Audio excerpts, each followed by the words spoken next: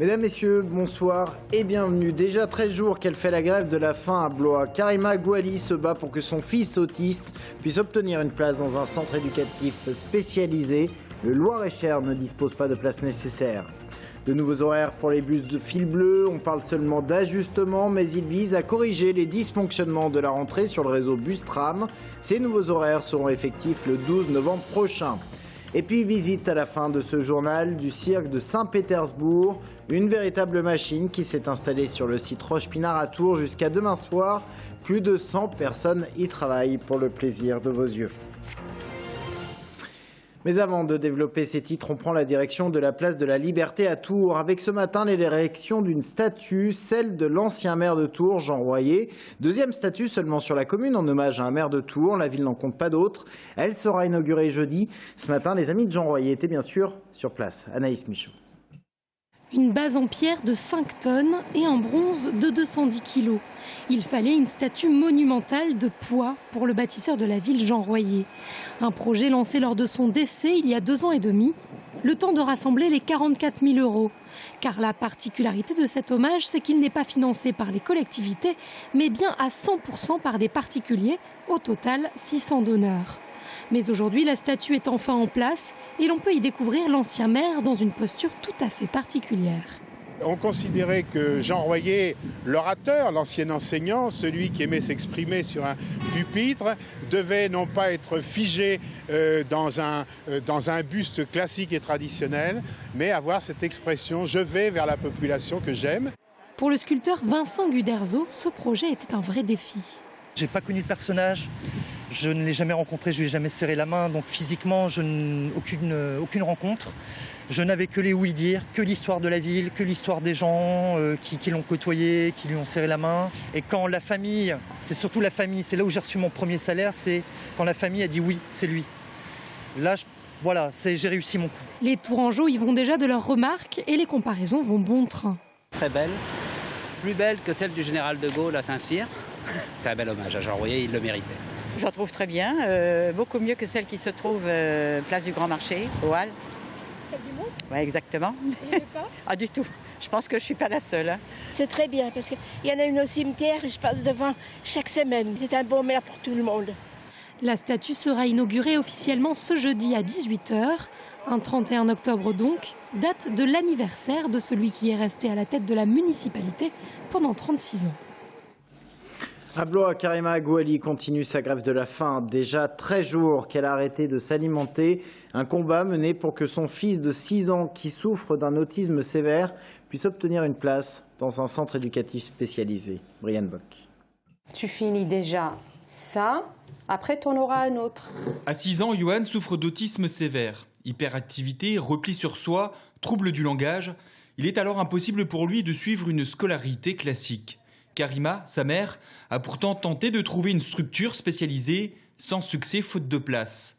Elle a dû cesser son activité professionnelle pour s'occuper de son fils. Il bouge tout le temps, il est dehors, il monte, il descend, voilà, il bouge. Il a constamment besoin de bouger. Mais Karima a décidé de ne pas rester les bras croisés et d'alerter l'opinion publique sur sa situation.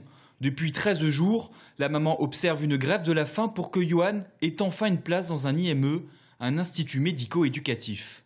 Il y a des enfants qui ont des prises en charge quotidiennes, toute la semaine. Ils vont dans des centres, ils reviennent l'après-midi. Ils sont pris en charge toute la journée par des éducateurs spécialisés.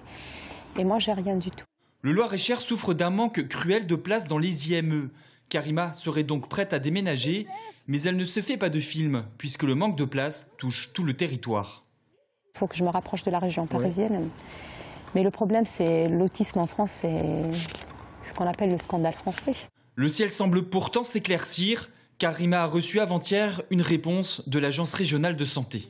Les services sont en contact actuellement avec des IME du Loir-et-Cher afin qu'une place puisse être proposée courant novembre 2013. En effet, l'Agence régionale de santé a indiqué l'ouverture de quelques places supplémentaires en urgence. Reste à savoir si Johan pourra bénéficier d'une de ces places et surtout si la structure sera adaptée. En attendant, Karima continue sa grève de la faim. En bref, Jean-Baptiste Darras retrouvé. Il s'agit de cet homme de 69 ans atteint de la maladie de Parkinson qui avait disparu la semaine dernière en forêt de Parcé-sur-Vienne.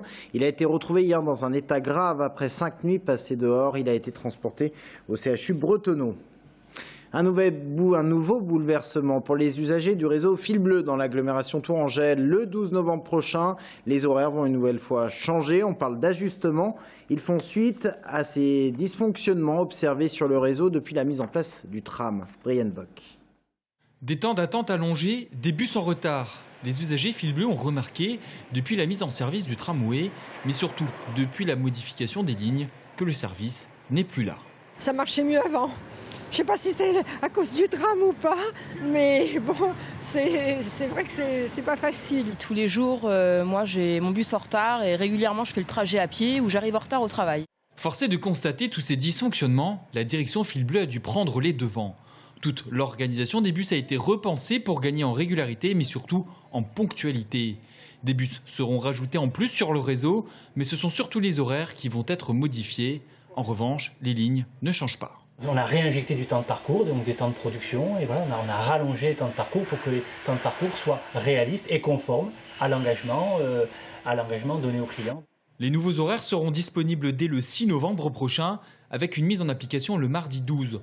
En attendant, il va falloir encore être patient. Michelin, les suites des négociations entre direction et représentants des salariés sur le plan social. La direction a fait des avancées vendredi. Elles ont surpris positivement les syndicats. Ces avancées concernent les mesures d'âge. Ainsi, ce sont 420 personnes qui seraient concernées par la retraite anticipée au lieu de 250. Avance également sur les primes de mutation et les primes de mobilité externe qui viennent s'ajouter aux primes de licenciement. Et ces mesures ont été présentées aujourd'hui aux salariés. Les négociations reprennent mercredi, mais les syndicats veulent un peu plus sur le plan de formation et les primes lors des licenciements. Y a-t-il trop de cormorans entre Saint-Marc-la-Pile et Langeais? Oui, selon la préfecture d'Indre-et-Loire qui avait ordonné pour samedi une battue aux grands cormorans. Objectif, protéger les poissons.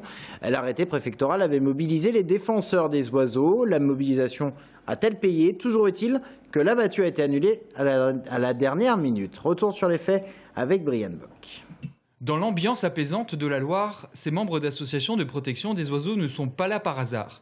Ils surveillent les chasseurs, car un arrêté préfectoral ordonne des opérations de tir pour la destruction du grand cormoran, un animal pourtant protégé, mais qui serait en surnombre à cet endroit. C'est simplement d'être aussi un observateur pour voir si tout se passe bien au niveau de cette battue et qu'il n'y ait pas d'autres animaux protégés qui peuvent être touchés. Les protecteurs des oiseaux sont aussi sur le site pour montrer leur présence. Ils ne comprennent pas cet arrêté qu'ils considèrent comme illégal. J'ai pas envie qu'on s'en prenne, qu'on tue des espèces protégées comme les cormorans. C'est de l'arbitraire pur et simple. Le préfet n'a pas à décider des choses pareilles. L'arrêté préfectoral émis le 10 octobre dernier a pour objectif de protéger les exploitations piscicoles du département. Le cormoran mange jusqu'à 500 grammes de poissons par jour et les exploitations piscicoles seraient menacées. Aujourd'hui, ce qui se passe ici, c'est qu'on n'est pas sur une pisciculture et on est surtout dans une période de migration où tous les cormorans qui passent là sont probablement des cormorans qui vont aller en Espagne, dans le sud de la France et qui n'ont rien à faire ici. Mais à 14h40, coup de théâtre, la préfecture a annulé les tirs, les services de l'État ayant constaté une baisse de la population des cormorans. Les protecteurs des oiseaux sont satisfaits, mais ne relâcheront pas leur vigilance pour autant. Les sports du week-end et 2 victoires pour les Tourangeaux. D'abord en foot, le Tour FC recevait Laval. Le score est bien 2-0 en faveur des Tourangeaux. But de Kouakou et de Delors dans la deuxième mi-temps. Une victoire qui permet à Tours de prendre provisoirement la 2e place du classement de Ligue 2, au moins jusqu'à ce soir, en attendant le résultat du match Clermont-Lens.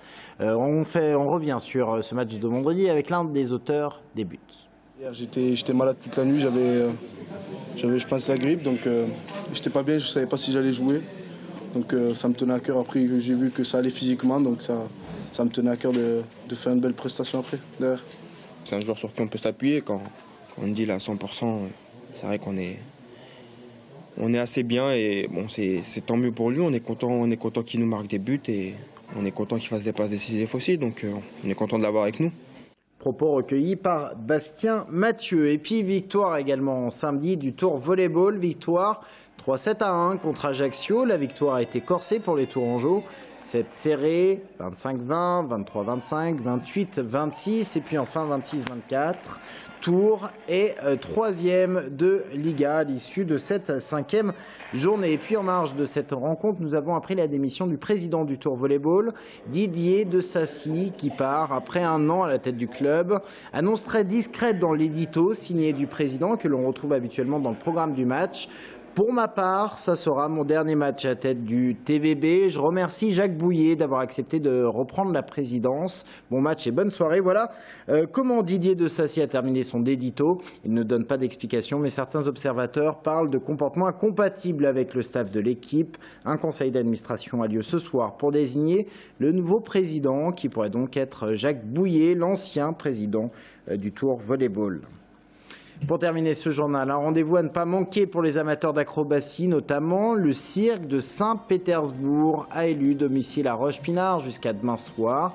3 représentations prévues par jour. C'est le cirque de Saint-Pétersbourg. C'est une équipe d'une centaine de personnes. Nous vous emmenons dans les coulisses de ce cirque. Un reportage signé Romain Delville. À l'heure où les premiers tickets sont vendus, c'est le branle-bas de combat en coulisses. Et pas seulement à la ménagerie, où les lamas et les chameaux se font beaux.